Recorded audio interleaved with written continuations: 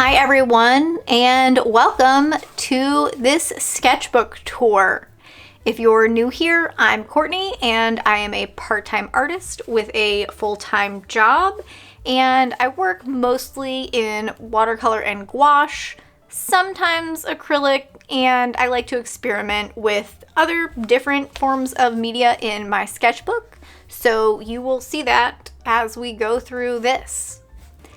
If you've been following my channel for a while, then you probably know that I recently finished The Artist's Way, and I actually finished this sketchbook while I was doing The Artist's Way, and I have started a whole new one, so I'm already halfway through that. So we're probably closing in on another sketchbook tour pretty soon. But because I'd been doing The Artist's Way, I hadn't had time to film this sketchbook tour until now. So I am super excited that I finally am getting around to this. But I really like this sketchbook. I'm on my second one already, which you just saw. This is the Handbook Journal Co. sketchbook, and this is the watercolor paper one, which I think it's like a 5.5 by 8 or so, somewhere around there. And it's 60 pages, and I think it's 200 GSM, so it's pretty decently thick paper, and you can see it doesn't really warp a whole lot. Like, there's a little bit of warping, but it's not that bad. So I really like this. I use this a lot for travel because it is a hardback, and it's fabric or canvas. It's some type of fabric. I've not tried to put stickers on it because I'm worried that they'll come off and then I'll have that like sticker residue. So if you've used this sketchbook and you've gotten stickers to stick, definitely let me know down in the comments because I'm too scared to put stickers on here. So, but yeah, I like it because it's hardback and I use it for some travel sketching, and I also do some finished or more finished pieces, or like the draft of a piece that I'm gonna finish on like watercolor block in here. So let's dive into the sketchbook. So the first page here, I hate this. I had an idea. I was going to do like all these little islands with little dots and little itty bitty teeny tiny circles, and I got bored really quickly and gave up. So this is kind of my least favorite first page of any sketchbook that I've ever done. So it is what it is. And then personal information down there, I just kind of covered that with a Post-it. But let's move on from that because that was a giant disappointment. So this was my first, I think, well, maybe my second. Nope, first. Okay, based on the date, this was my first ever attempt at painting water. So last July, I started this, I should also mention, I started this in July of 2023. And I finished it up around May of 2024. This was last July. I live in Vermont, and we were having a lot of flooding, and I was sitting at a coffee shop the day after kind of the rains had finally gone away, and painting the very flooded river. I mostly do architectural illustration, which you can see. The buildings are pretty decent. The water is really questionable, and then I've got my iced coffee and a pastry from the coffee shop that we were at. But, you know, it was a first attempt. I like that I do have this drawing because I can see how much I have grown since this time. In the next sketchbook tour, I actually painted the same river from a different view. So I'm going to compare these two in the next sketchbook tour because I can really see a lot of growth, which is why I love keeping a sketchbook. So then apparently like literally the next day, I was in Virginia visiting my friend. So this is a market building in Roanoke, Virginia. It's where one of my really good friends live. This is a pretty well-known building in that area. So I just did a quick little sketch of that. I really like all of the details, and I have a lot of really good memories of this building. There's like a food hall in the bottom, so when I see this, I just think of all the delicious food that I've had there over the years, and it was just a fun, quick way to capture that. So this is a quick little portrait of a house, and I had a Starbucks refresher that day, so I have that there too. So I was just kind of playing around with perspective. I was kind of looking down at the house. It kind of sits down in a valley, and kind of playing around with that perspective and warping the house a little bit. And then I was working on how to do the stones on the walkway. So that's something I'd not played around too much with. And it was just good practice, and it also reminds me of my trip and all of the things that I did when I was in Virginia visiting family and friends. So obviously I was taking Amtrak. So this is my little like snack bag that I take with me on the train. I love Amtrak. I love being able to take the train because I can still work, I can do artwork, and I can just get up and move around way more than on an airplane. So I really enjoy taking the train. And so I've got my whole little routine, my little bags with snacks and things that I pack with me. And so I just did a little, I took a quick picture of the train as I was getting on so that I could draw it while I was on the train. So you can see that it wasn't exactly a smooth ride. I've definitely got some like bumps in what should be kind of straighter lines there, but that just adds character and it just makes me smile because I remember that train trip. So this one was really fun. I will pop, I think I've got a reference image of Moynihan train station that I took while I was drawing this, so I'll pop it in over here.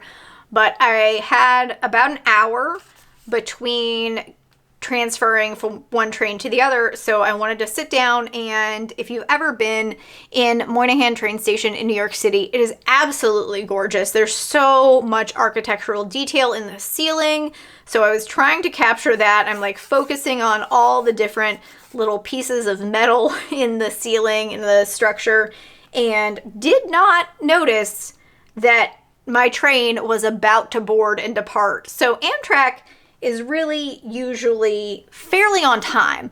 And of course, this is the one day that they were like 10 minutes early. So I almost missed my train because I was so focused on my drawing. But we made it, we got on the train. This was some of my first attempts at drawing people. They're not the greatest, but again, I like having them so that I can see how much I've grown since that time. So this is from a class that I did with Becky Cow. She is a fantastic YouTuber and she has just some of the best watercolor classes. So I highly recommend checking her out. I will leave her channel linked down below, but this was the warm-up that we did for her class, and then this was the image. It was a teapot and a mug, and I actually had a friend who did it with me this day, and I just, anytime I get to take a class with Becky, it's always such a good experience. So I think there is another one of her classes in here as well, but really had fun with this one. So this is from a plein air festival in Vermont. So this was August of last year, and I actually just went to this last weekend this year. So this is in the Mad River Valley in Vermont. It is run by the Mad River Valley Arts Council. They do a phenomenal job. They had several different locations this year that we could pick from. There were bridges and buildings. That was kind of the theme. So these are some value studies of two of the locations that we did and just some reminders to myself. And then this was a little pastry that I got at the Sweet Spot, which was right there in Waitsfield. I really like that I got all of the detail and texture in the paper. You know, you can see the little wrap from the bakery. So I'm glad that I have that in the sketchbook. So this is another class with Becky. So again, the warm-up portion, some practice on doing the bushes and layering and shadows in plants. Plants are one thing that I really struggled with at this point last year. I can say I can see so much growth from here to where I am now.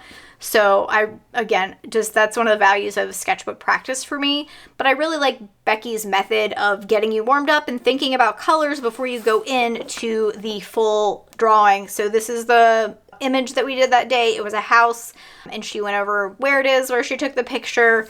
And she's just such a phenomenal teacher. I really highly recommend checking out her class. But I had a great time doing this painting in this class with her as well. So this is, I want to say that we had a challenge with my local art group. Yeah, I think that's what this was from, maybe. And I think it might have been a mixed media challenge. Yeah, I think this was the mixed media challenge, because that's when I started to play with more than just watercolor and ink. So I know I've got gouache there, there's definitely ink, and then there are, I want to say, some pastel pencils. Yeah, so I picked up these pastel pencils to play around with for this drawing. So this is a local Vermont coffee roaster and some local Vermont shortbread cookies that I really like. So I did a little sketch of those, and I used the pastel pencil for kind of the texture on these little shortbread cookies, because pastel has that kind of almost crumbly looking texture, so it was perfect for those shortbread cookies. And I really love how this turns out. Like, I kind of almost wish I could turn this into a print. I might have to work on that at some point. Then this one is a practice. This is an attempt at, let's see, I can pop maybe over here what the final piece looked like.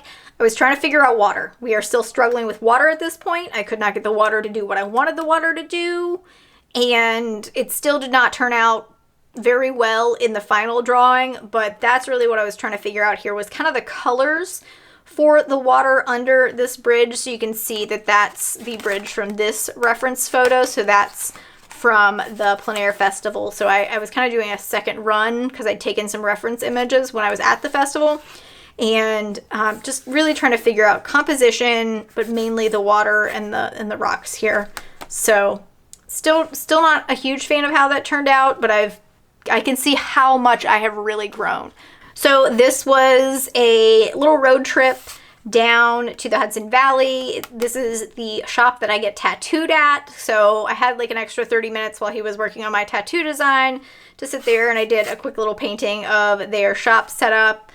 One of the roads on the way from Vermont down to the Hudson Valley, we stopped at a pizza place and had kind of like an herb cheese bread. It was so good. This is one of my favorite pizza places in the Hudson Valley. Shout out to Lolita's in Poughkeepsie. Mid-Hudson Bridge, if you're familiar with that area, you'll recognize that bridge.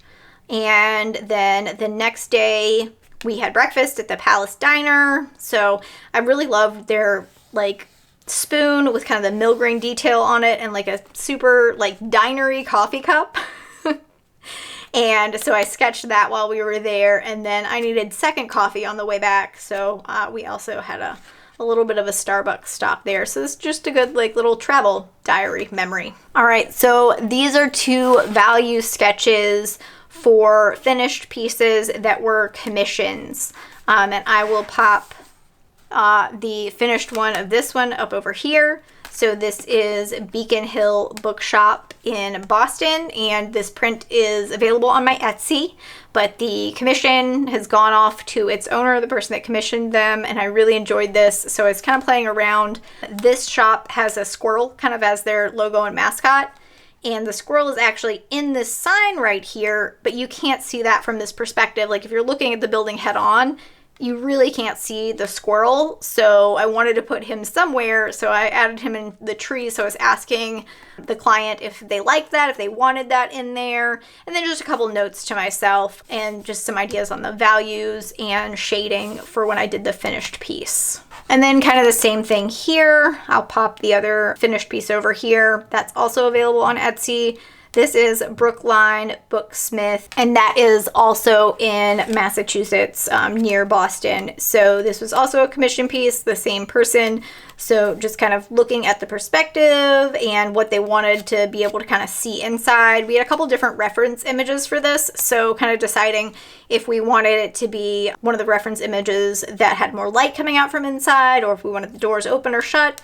So talking through those decisions with the client, I really love how the finished piece of this turned out. It's kind of one of my favorites. Then this was a get together with my artist group in town at one of the local wineries. So that's the little building that the winery tasting room is in. There's a little deck back there, and we had some wine and cheese, and it was a really nice evening. So I really like this sketch because it just makes me think about hanging out with some of my favorite people. And then this sunflower, I do not remember why or what I was doing when I painted this. So I really can't tell you much about that. I wish I'd put a date on that because that really would have helped me out. All right, so we have two more value sketches here that are both for finished pieces that are available in my Etsy. This is Epilogue Books, which is in North Carolina.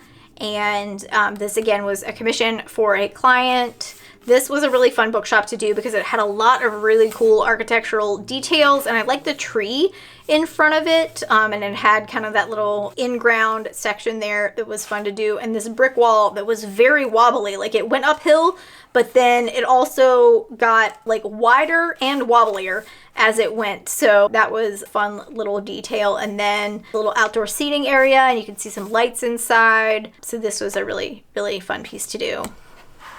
Then this, it has to be one of my favorite pieces I've ever done. Vermont Bookshop, that's my local bookstore. It's one of my favorite bookstores, but all bookstores are great bookstores. But I really love this piece. I was super excited to do the finished one, and the owner of the bookstore actually ended up buying that piece, which was such a huge honor. I absolutely adore her. So if you're ever in Vermont, make sure you check out Vermont Bookshop. It is a fantastic store. And these are also available in my Etsy. So clearly we're getting near fall at this point. I don't have dates, so I couldn't tell you. But this is your typical Vermont roadside stand. World's cheapest pumpkins are in Vermont. Like, this has a $4 sign on it, and I'm not kidding. Like, you can find pumpkins so cheap here. It's ridiculous.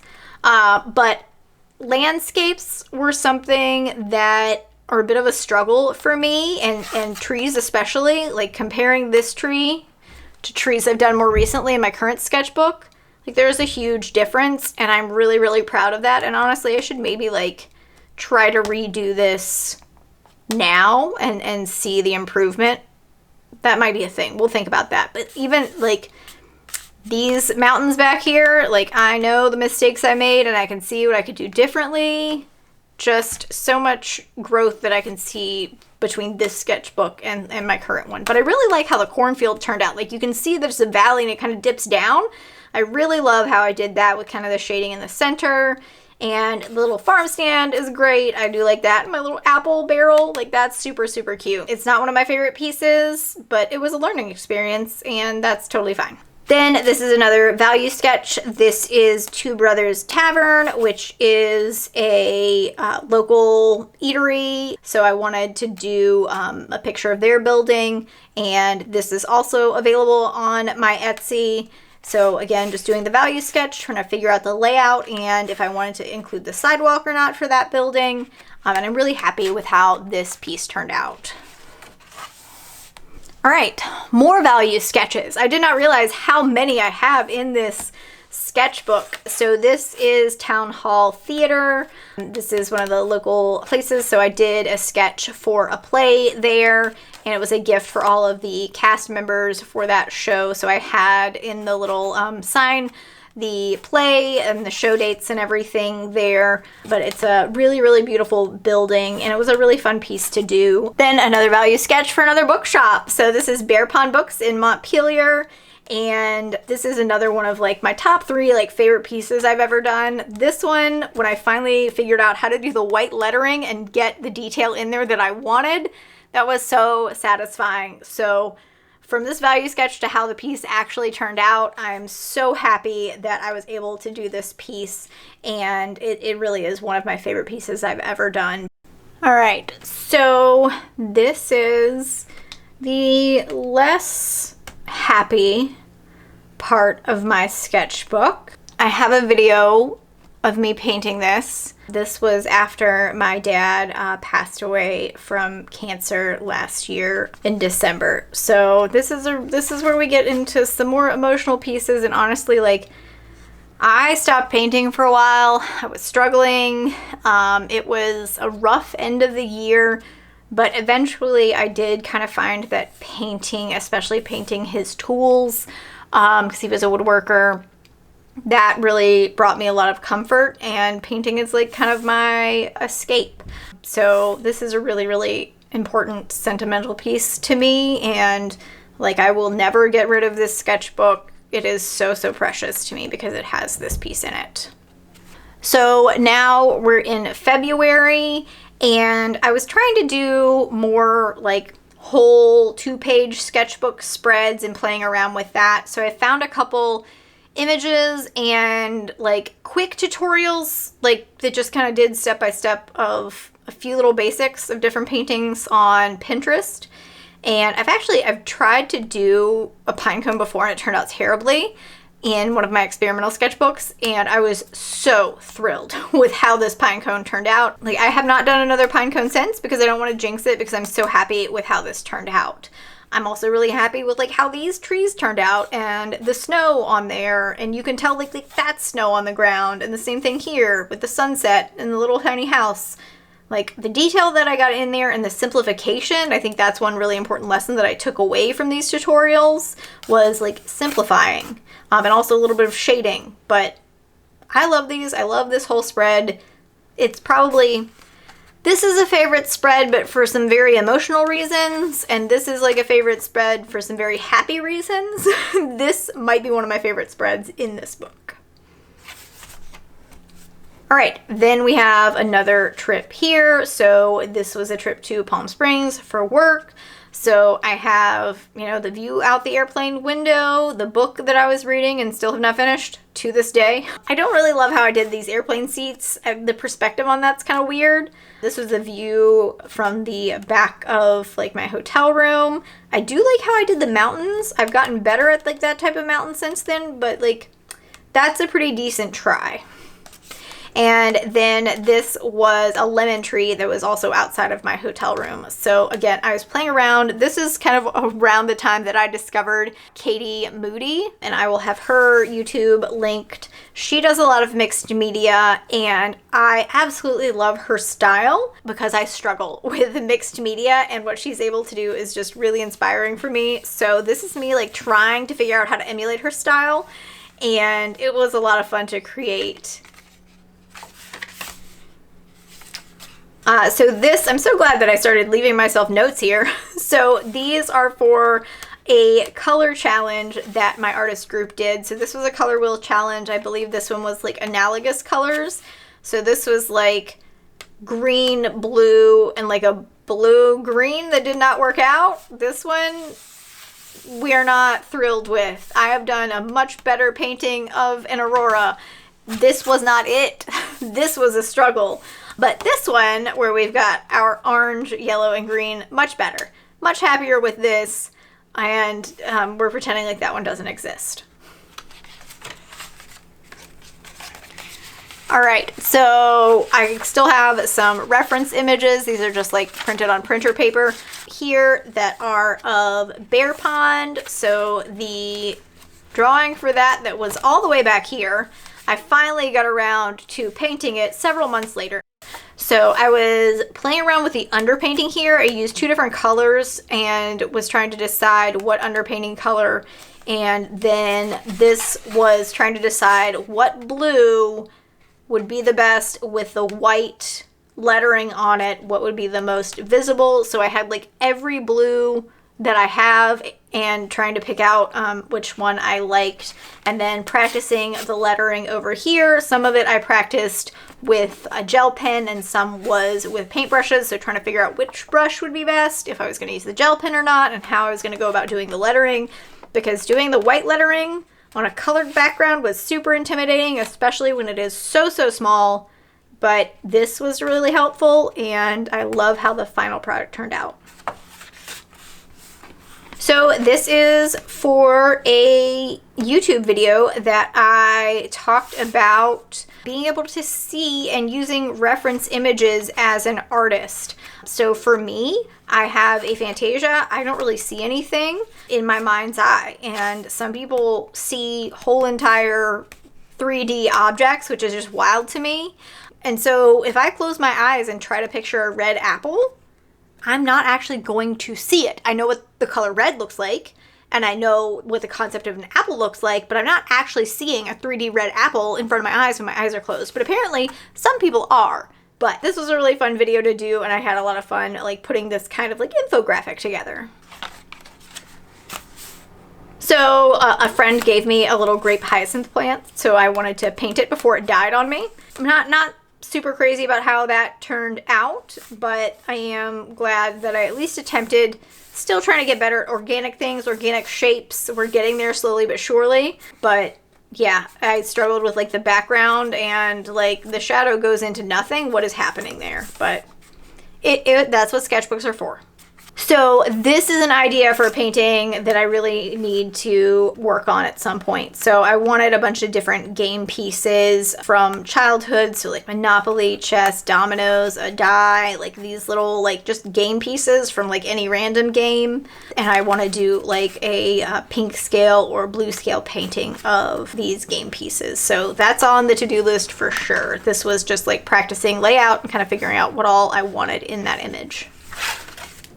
So I was playing around with kind of some 3 color studies here. So this was a lemon yellow, a cobalt turquoise, and an opera rose. So just doing a color wheel with lights and darks and mixing those colors to give kind of a more limited palette, but just to see all of the different colors I could get with just those 3. And the same thing over here, using purple, opera rose, and marigold yellow to give just a really different color palette. And I actually really like this one. I'd like to use this in a drawing or painting sometime. I've just not gotten around to it, but I like having these in here as reference so that if I do want to do something in this vein, then I already have kind of the colors lined out, so I know if I mix these with whites and blacks what I'll get. All right, we are now into artist date territory. This I think was one of my first artist dates. So April 6th, I got myself some flowers for my artist date, and then I painted and played around with some mixed media for these, my Posca pins, and the neon yellow background. So I just gotten my artist gouache. I did not take the sketchbook to Japan, so like a lot of the month of March is missing from here, but I know that's where I got that neon yellow. So this was one of the first artist dates, and this was a struggle. Like I remember how much I struggled trying to get myself to do the artist date back then. So I have this as a lovely memory from that. So this was one of Katie Moody's live streams that she'd recorded and has for her patrons. So I am a member of her Patreon, and this was another artist date. I wanted to do a tutorial because that's what makes sense to my brain, and this was a lot of fun. Like I was really able to loosen up with how I was doing the background, trees and flowers, and I really like how this turned out compared to some of my earlier plants and trees and things. So I was really, really happy with this. So I did this in April 2024. It is from May of 2023 when she did the live stream. So this was the test painting for the tomato painting that haunted me for months. So I finally finished that painting. Still don't love it, but it's done. But this was an experience. I kind of, maybe one day we'll revisit this, but oh, okay. I guess that's what we're doing now. Last page, then I'm gonna have to go hang out with the cat. But so this was another Katie Moody tutorial that I did. She has a really great tutorial on trees. The cat is gonna come back. Yes. All right, let's see if I can do this before the cat comes back. This is from Katie Moody. It's a tutorial that she has. I really appreciate this tutorial because it really helped me understand how to simplify trees, and it's been instrumental in doing some landscapes that I've done recently. And then this was the last page. I actually, gosh, I think I might have started my other sketchbook before I did this last page because I didn't know what I wanted to put here because I wanted it to kind of go with the tutorial, but I did not know what tree I wanted to put. So I went back through my phone. I just kind of used my phone and searched tree. And I finally found a willow tree beside a pond that it's actually a photo that I took when I was at the plein air festival. and I did a quick little painting of that. I don't love how I did the willow tree. I have a brush this brush. So it's a number 2 bristle fan, and I've discovered this is way better for painting willow trees. We have a lot of them in Vermont, so it's something that ends up in my drawings or paintings or reference images quite a lot. But I've since discovered that this is the way to go, at least for me, if I want to do a willow tree. But I hadn't figured that out yet. I'm still figuring it out. This is where I started to figure out water. So this water, so much better than this water. Like that's so much better. We can really tell that that's water. And I did still have some other things to work out, like lighter values in the background. So like my cattails are a little bit of a struggle bus there. And I also could do a lot better at the shading on this rock here, but it's fine. We're not gonna get in the weeds. This is a sketchbook. These are not finished pieces, except for like 1 or 2. But overall, I can just tell even from like the very start where that water is to this. Granted, this is gouache and this is watercolor, but still, like, there's growth. We have clearly learned a lot of things throughout the almost 12 months that this sketchbook took. So that's a really good place to end on, because I see a lot of growth, and for me, that's part of keeping a sketchbook. So I hope you enjoyed this video and this look inside my sketchbook. I hope this encourages you to keep a sketchbook, and don't be ashamed of like the growth that you have over time. Not every piece is going to be perfect. You're not going to love everything that you do in a sketchbook, but there's no shame in that at all. Like, that's the point of a sketchbook, is to help yourself learn and to be able to see your growth over time. If you have a sketchbook practice, I would love to hear about it in the comments. If you have any questions, I'm happy to answer anything I can about some of the materials I used in here. Most of it is watercolor and gouache, and then there are definitely some things that I am really not sure what that medium was. But that's it for this week's video. I hope you're having a great day wherever you're at, and I'll see you in the next one.